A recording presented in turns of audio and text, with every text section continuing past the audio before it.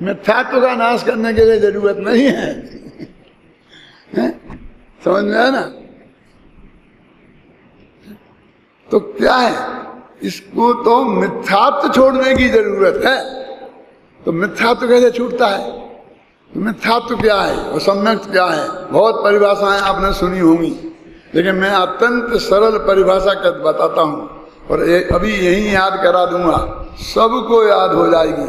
जो बिल्कुल third division होगा, फेल होगा, उसको भी याद हो जाएगी। क्यों? फर्स्ट क्लास नहीं चाहिए हमको। अपने में अपनापन, इसका नाम सम्यक दर्शन है। और अपने आत्मा को छोड़कर त्रिकाली ध्रुव को जितने भी पदार्थ हैं उससे भिन्न, उन सब में अपनापन, इसका नाम मिथ्या दर्शन। इतना कितनी सरल है भाई। सारी दुनिया को दो भागों में बांटा, एक स्वा और एक पर। और स्वा में अपनापन हुआ तो सम्यक दर्शन हो गया। ऐसा नहीं कि जो 2 नंबर का होगा, 1 नंबर का ही 1 नंबर होता हो ना, वो है। स्वानुभूति सम्यक दर्शन नहीं है, घबराना नहीं। स्वानुभूति में तो अनंत गुणों की पर्याय शामिल है। सम्यक दर्शन तो अकेले श्रद्धा गुण की पर्याय का नाम है, उसके भौतिक। तो क्यों कहा है शास्त्र में? क्योंकि स्वानुभूति के काल में सम्यक दर्शन पैदा होता है, इसलिए। वो त्रिकाली ध्रुव में जो अपनापन होता है वो स्वानुभूति के काल में सबसे पहले होता है। आप समझे ना? इसलिए कहा है। लेकिन वो फिर क्या, स्वानुभूति तो चली गई और अपना उपयोग बाहर आ गया, लड़ाई में लग गया, झगड़े में लग गया, खाने पीने में लग गया, ठंडा पानी में लग गया। और सम्यक दर्शन कायम है कि नहीं है? तो क्या कायम है? कोई उस चीज का नाम सम्यक दर्शन होना चाहिए कि अंदर में आत्मानुभूति की थी तो उपयोग अंदर में था, उपयोग बाहर चला गया, फिर भी वो सम्यक दर्शन कायम है। इसका मतलब सम्यक दर्शन के लिए उपयोग का अंदर रहना जरूरी नहीं है। रहने के लिए, उत्पन्न होने के लिए जरूरी है। नहीं आया समझ में? सरल करूं? ब्रह्मचारियों के बाल बच्चे हो सकते हैं? बोलो, सोचो। नहीं हो सकते? पक्की? तो मैं कई ब्रह्मचारियों के नाम बता दूं जिनके बाल बच्चे हैं।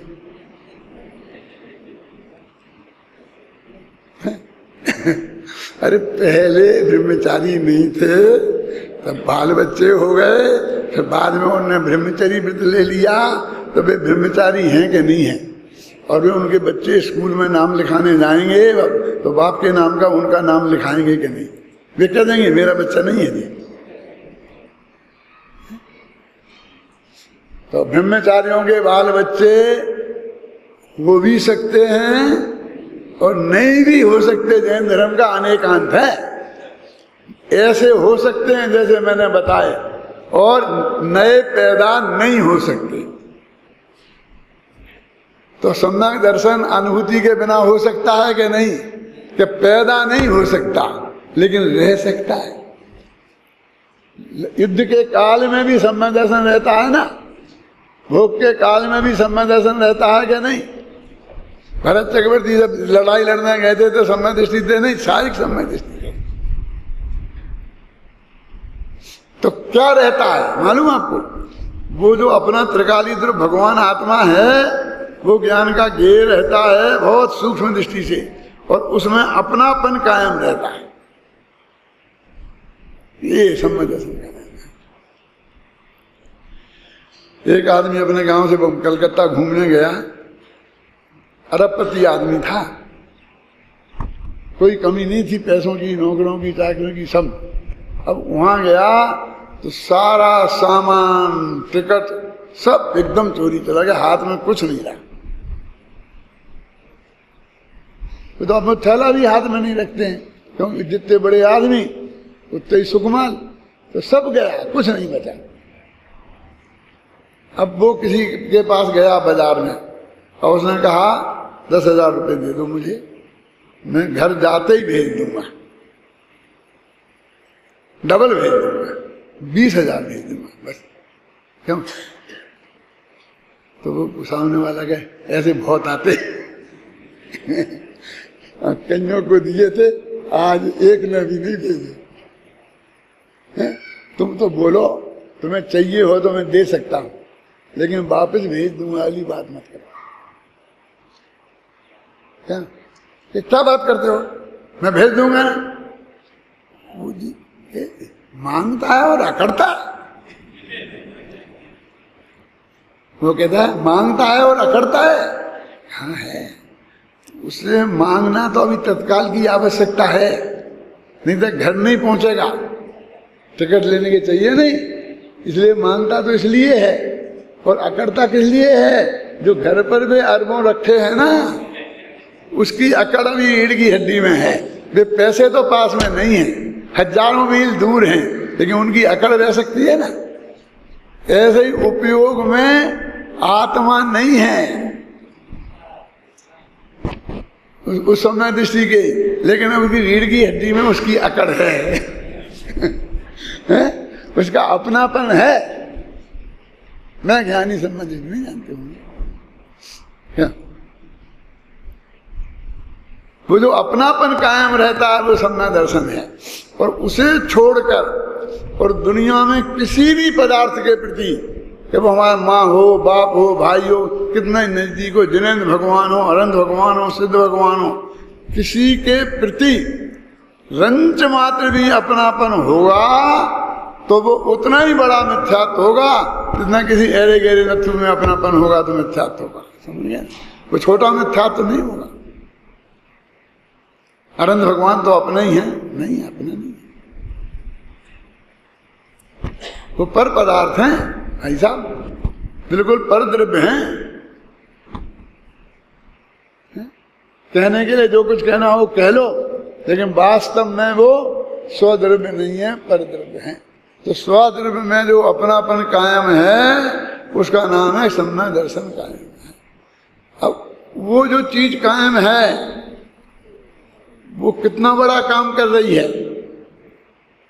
भविष्य में को मिथ्यात्व को नहीं बंधने दे रही, अनंतानबंदी को नहीं बंधने दे रही, प्रत्याख्यान उसको नहीं बंधने दे रही, वो एक इंद्री दो इंद्री पर्याय को नहीं बंधने दे रही, नरक गति को नहीं बंधने दे रही, नरक गत्यान पूर्वी को नहीं बंधने दे रही, त्रंच गति को नहीं बंधने दे रही, त्रंच गत्यान पूर्वी को नहीं बंधने दे रही, और औरत स्त्री वेद को नहीं बंधने दे रही, नपुंसक वेद को नहीं बंधने दे रही। वो उतना सा बैठा है अंदर, वो इतना काम कर रहा है। क्यों साहब?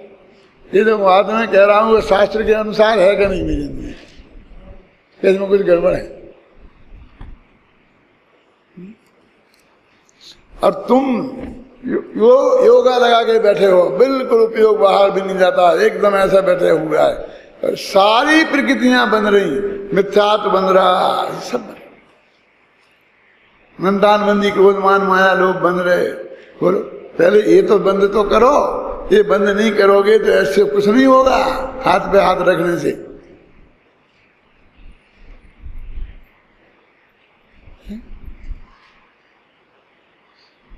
ये किरम है। अनंतानबंदी कसाय जब तक नहीं छूटेगी तब तक अप्रत्याख्यान नहीं छूट सकती है। एक आदमी था, नाम नहीं कहता हूं, मैंने जेंडर भी बदल दिया है जिसमें लोगों को व्यर्थ नहीं सकनी हो। आदमी नहीं था, आदमिन थी तो जो ऐसा कहती थी कि भाई मिथ्यात्व कर्म का क्षय नहीं हुआ, अनंतानबंदी नहीं गई और अप्रत्याख्यान चली गई तो व्यर्थ हो जाएगी। मिथ्या दृष्टि को वृत्त कैसे हो जाते हैं? जैसे सम्यक दर्शन नहीं है और फिर उसने वृत्त ले ली, प्रतिमा ले ली, तो वो कहता है कैसे चले गए? तो प्रतिमाओं को तो अप्रत्याख्यान वर्ण कसा रोकती है, तो उनकी अप्रत्याख्यान वर्ण चली गई और अनंतानबंदी नहीं गई और मिथ्यात्व तो नहीं गया। मैंने कहा बहन जी ऐसा नहीं होता है। पहले जाते हैं अनंतानंदी, फिर जाते हैं प्रत्याख्यानावरण। ऐसा नहीं होता कि नारियल में से पहले छिलका निकाले बिना खोपड़ी नहीं खोली जा सकती, खोपड़ी खोले बिना वो लालिमा नहीं निकाली जा सकती, और लालिमा निकाले बिना सफेद गोला हाथ नहीं आएगा। उसके निकालने का एक कर्म है। तो छिलका निकालना तो बहुत कठिन है, खोपड़ा खोलना तो बहुत कठिन है। अरे कठिन मठिन नहीं है, कठिन तो वो है कौन, वो लाल लाल निकालना। क्यों है कठिन वो? क्योंकि पहले छिलका निकलेगा तब निकलेंगे ना, उसके साथ अकेला वही नहीं निकालना है, साथ में ये भी तो निकालना है ना। ये मिथ्यात्व को निकालना तो बहुत आसान है। क्यों है आसान? इसने बता दिया कि समय हो गया तुम्हारा।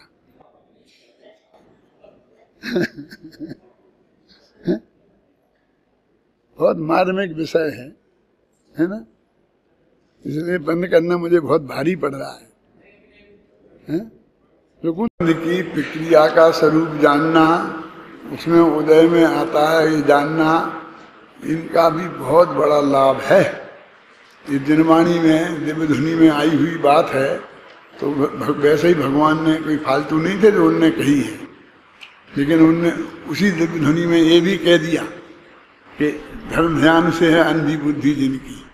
वो ये बता रहे हैं कि तुम इन कर्मों से बहुत घबरा रहे ना, तो ये तो कुछ कर नहीं सकते, बने रहो ढेर ढेर सारे। जब उदय में आएंगे उसके एक सेकंड पहले कुछ नहीं कर सकते। उदय में आए उस वक्त जो कुछ भी हुआ, क्या हुआ वो बताऊंगा अभी, और उसके एक सेकंड बाद फिर कुछ नहीं कर सकते। और वो कर क्या सकते हैं? जिसका जो काम है, किसी का संयोगी भाव में निमित्त होना है, ये है ना। जैसे गुस्सा आ गया हमें, तो ये आत्मा का जो संयोगी भाव है ना, इसमें वो क्रोध कर्म निमित्त बना, समझे ना। और अथवा मुझे कोई आपने गाली दे दी तो मेरा हत्या कर्म है ना, वो संयोग में निमित्त हुआ, बस खत्म। एक सेकंड बाद वो खत्म होने वाला है, वो निमित्त हट जाने वाली है, हमारा उपयोग भी बदल जाने वाला है ना। और नई नई चीज सामने आने वाली है, फल में है ना। देखो जी, इतने बड़ी बड़ी अखबारों में आते समाचार, तहलका मच गया, तहलका मच गया, दिन भर टीवी चलते हैं, और दूसरे दिन सब साफ, फिर हेडिंग बदल जाते हैं, सब अलग हो जाती है, तीसरे दिन तो चर्चा ही गायब हो जाती है। ये कहाँ स्थिर रहने वाली चीजें हैं? ये बहुत क्षणिक इसका असर है, कोई कीमत नहीं है इसकी। इसलिए उदय की चिंता नहीं करो।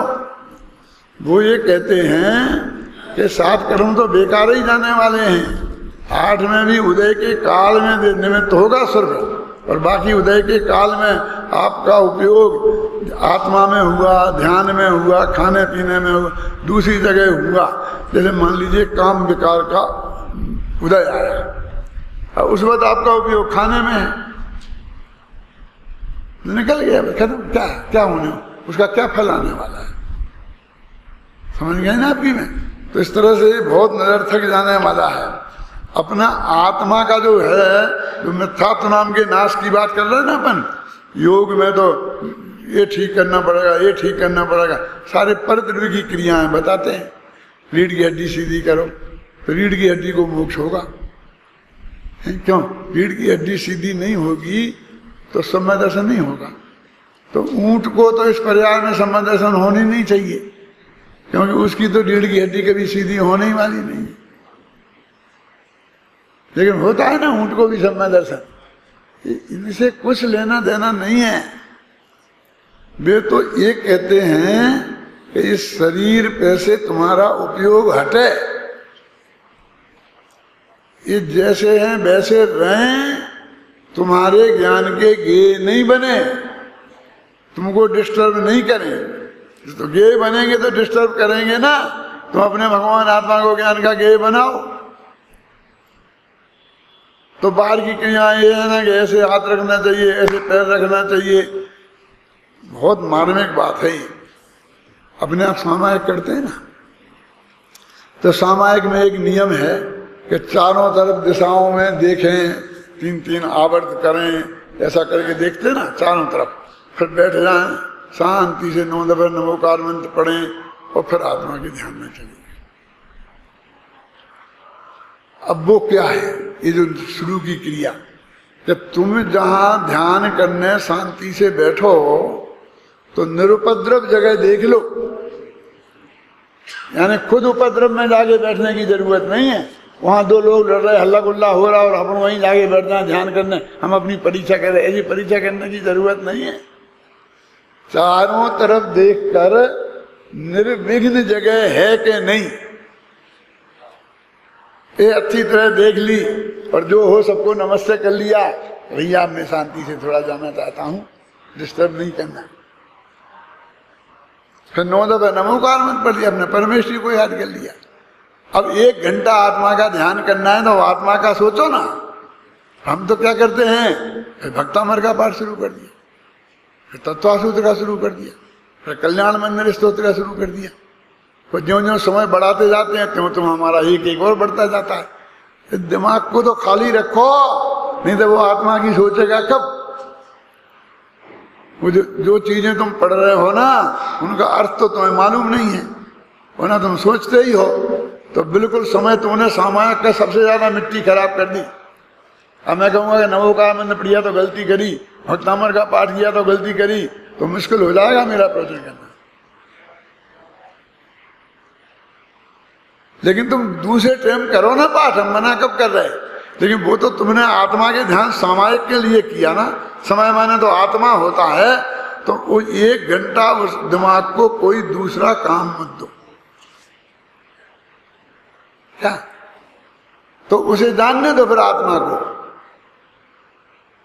ध्यान की परिभाषा में द्रव्य संग्रह में लिखा है, सोचो नहीं, बोलो नहीं और चेष्टा भी मत करो।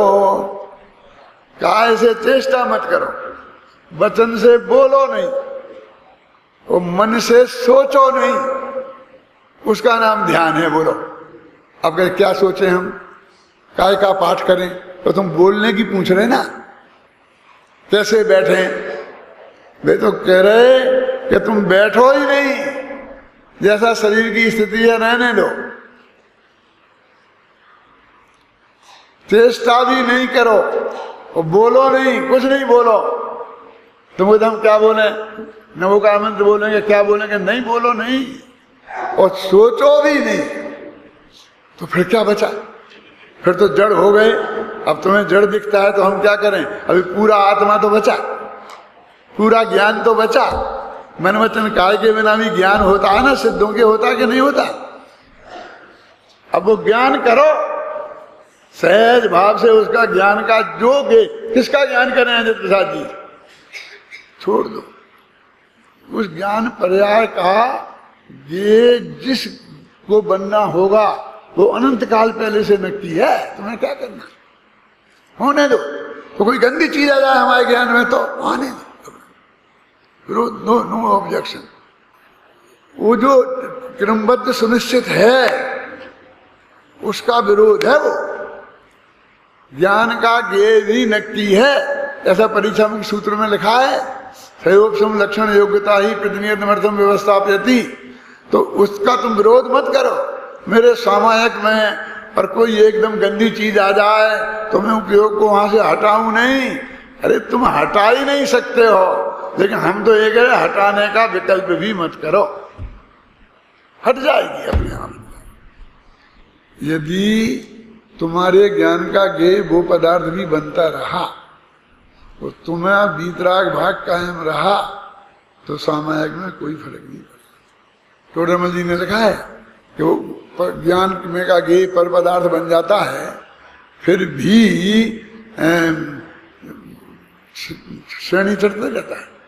छपक श्रेणी में ज्ञान का ज्ञेय पर पदार्थ बन जाते हैं। अर्थ संक्रांति होती ना तो फिर भी उपयोग आगे बढ़ता रहता है कि हाँ, क्योंकि वीतरागता में वृद्धि होती रहती है, राग नहीं पैदा होता। तो वह ध्यान की अवस्था है कि नहीं है। इसलिए तुम गंदी चीज की दिख जान दो, तुम्हारा मन गंदा नहीं होना चाहिए।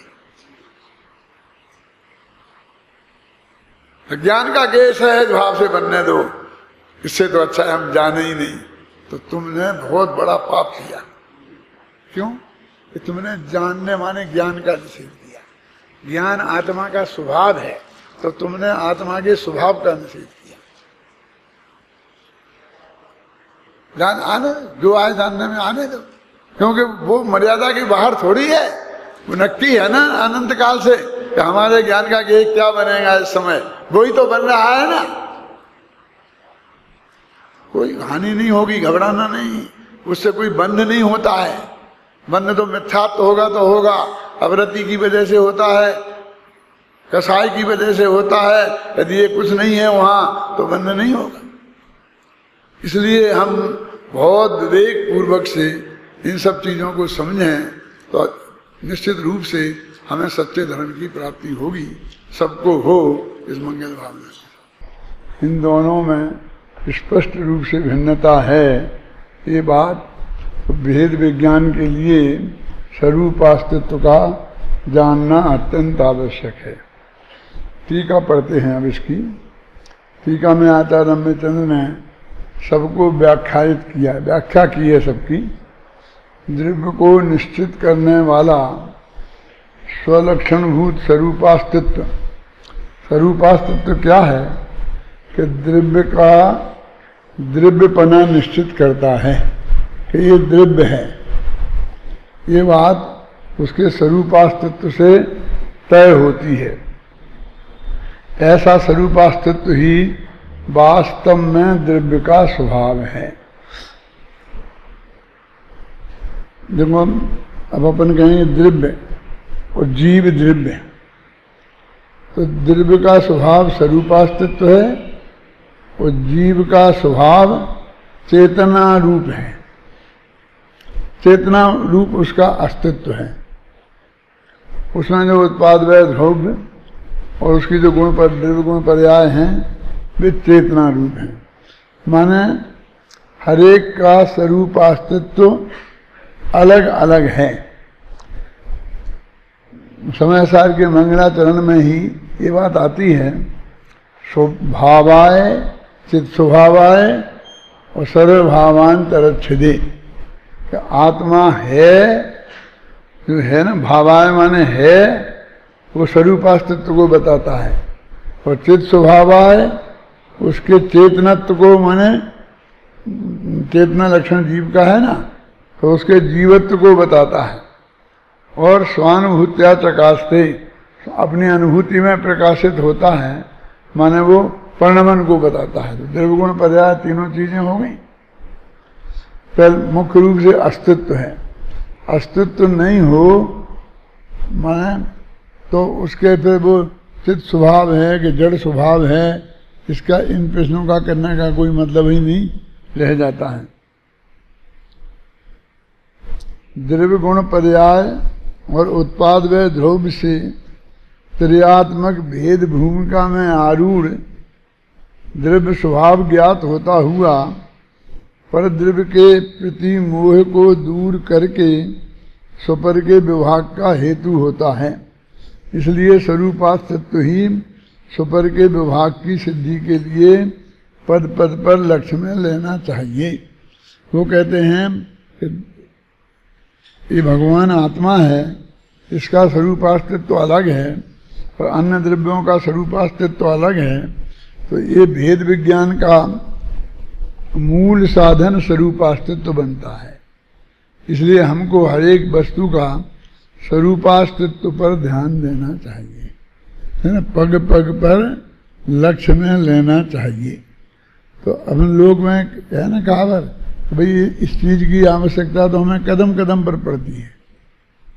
कोई चीज होती ना, और पग पग पर माने पर्याय पर्याय में, कदम कदम माने पर्याय पर्याय में, हर पर्याय में उसका अस्तित्व तो है ही ना। द्रव्य में अस्तित्व है, गुण में अस्तित्व है, पर्याय में अस्तित्व है। अब इसी बात को विशेष स्पष्ट करते हैं। न्याय शास्त्र में कुछ शब्द हैं जैसे ननु तथा ही, जिनके स्पष्ट विशिष्ट अर्थ होते हैं, और हर जगह ननु, जब कोई प्रश्न खड़ा करते हैं तो ननु से करते हैं। जब उसी बात को और अधिक स्पष्ट करना हो तो तथाही शब्द से करते हैं। तथाही किया है तो ऊपर बात जो संक्षेप में कही गई है उसको ही अधिक स्पष्ट करेंगे। हम तो अधिक स्पष्ट उसको मानते हैं कि जैसे हमने उदाहरण दे दिया, ये कहानी सुना दी और हम समझते हैं हमने अधिक स्पष्ट कर दिया। उसी बात को तर्क और युक्ति से सिद्ध करना